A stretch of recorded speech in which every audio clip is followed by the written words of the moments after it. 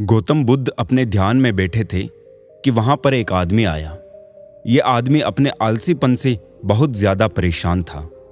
आलसी आदमी गौतम बुद्ध से बोला, महात्मा जी, मेरी मदद कीजिए। मैं अपने आलस्य से बहुत ज्यादा परेशान हूं। आप ही कोई उपाय बताइए जिससे मैं आलसीपन से छुटकारा पा सकूं। गौतम बुद्ध ने उस व्यक्ति से कहा, पहले मुझे ये बताओ कि तुम्हें क्यों लगता है कि तुम आलसी हो। आलसी आदमी बोला, सिर्फ मुझे नहीं, मेरे परिवार वालों को और मेरे आसपास के सभी लोगों को ऐसा लगता है कि मैं आलसी हूं। गौतम बुद्ध ने फिर उससे पूछा, क्या तुम जानते हो आलस्य होता क्या है? आलसी व्यक्ति बोला, नहीं, मैं नहीं जानता, किंतु मैं इतना जरूर जानता हूं कि आलस्य बहुत बुरी चीज है। इसकी वजह से मुझे बहुत नुकसान हुआ है जीवन में। गौतम बुद्ध बोले, जिस परेशानी से तुम छुटकारा पाना चाहते हो, पहले उसके बारे में पूरी जानकारी ले लोगे तो उससे छुटकारा पाना आसान हो जाएगा। आलसी व्यक्ति बोला, भगवान, इतनी बुद्धि तो मुझ में नहीं है, आप ही मुझे इस समस्या के बारे में जानकारी दीजिए। गौतम बुद्ध बोले, आलस्य एक मानसिक अवस्था है, एक विचार है जिसे जाने अनजाने में हम खुद ही जन्म देते हैं। आलस्य दो मूलभूत कारणों की वजह से ही जन्म लेता है। एक है शारीरिक और दूसरा मानसिक। शारीरिक कारणों में पहला कारण है गलत तरह का भोजन।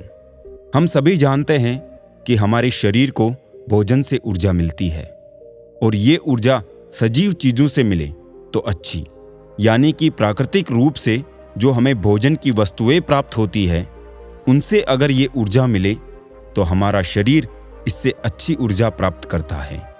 इससे उलट यदि हम निर्जीव वस्तुओं से ऊर्जा प्राप्त करते हैं तो ये हमें आलस्य की ओर लेकर जाती है। दूसरा कारण, हमारी शारीरिक गतिविधियां भी हमें आलस्य के चंगुल में फंसा सकती हैं। गौतम बुद्ध ने आलसी व्यक्ति को अपने शिष्यों की तरफ इशारा करते हुए कहा कि देखो, इनके चलने फिरने बैठने के तरीकों में तुम्हें कुछ अलग नजर आ रहा है।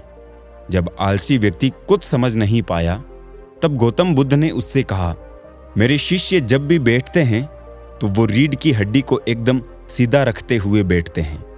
चलते हैं तो उनके दोनों पैरों के बीच अच्छे से संतुलन बना रहता है, और जब सोते हैं तो उनका शरीर एकदम शिथिल रहता है। ऐसा करने से उन्हें रात्रि में एकदम सही तरीके से नींद आती है। आलसी व्यक्ति बोला, लेकिन नींद तो आलस्य का ही एक स्वरूप है। बुद्ध बोले, हाँ, अगर उसे ज्यादा मात्रा में लिया जाए तो।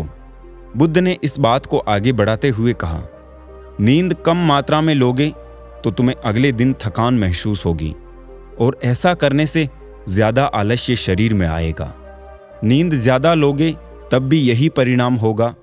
इसीलिए नींद को ना ज्यादा ना कम, एकदम सही मात्रा में लेना अति आवश्यक है।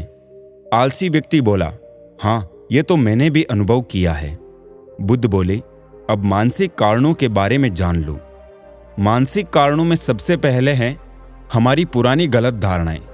अक्सर ऐसा होता है कि हम पहले जिन कामों में असफल हो चुके हैं, हमारे अंदर ऐसी भावनाएं बन जाती है कि हम उस काम में हमेशा असफल होते रहेंगे, जिस वजह से हमें उस काम को करने में आलस आता है।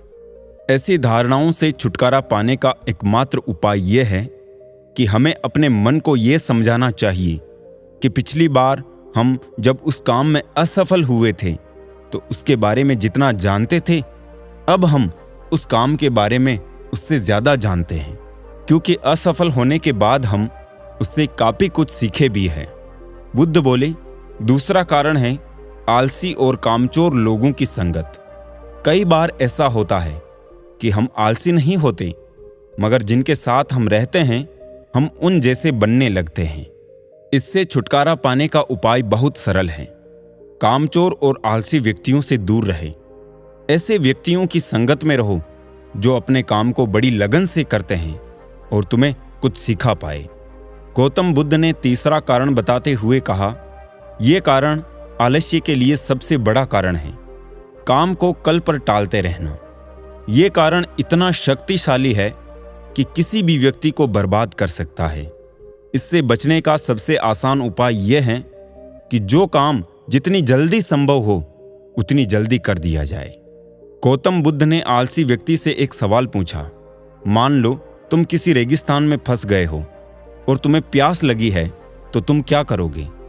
आलसी व्यक्ति बोला, मैं जल्दी ही रेगिस्तान के आसपास कोई गांव की तलाश करूंगा या ऐसी जगह की तलाश करूंगा जहां पर मुझे पानी मिल सके।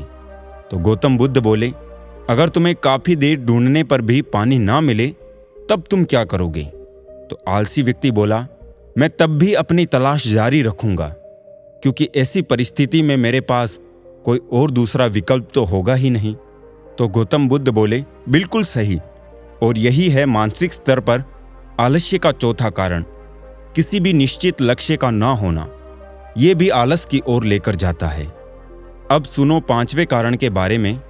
गौतम बुद्ध बोले, सोचो कि तुम्हारे पास काफी सारे सोने के दागिने हैं जो तुम्हें एक जगह से दूसरी जगह लेकर जाना है।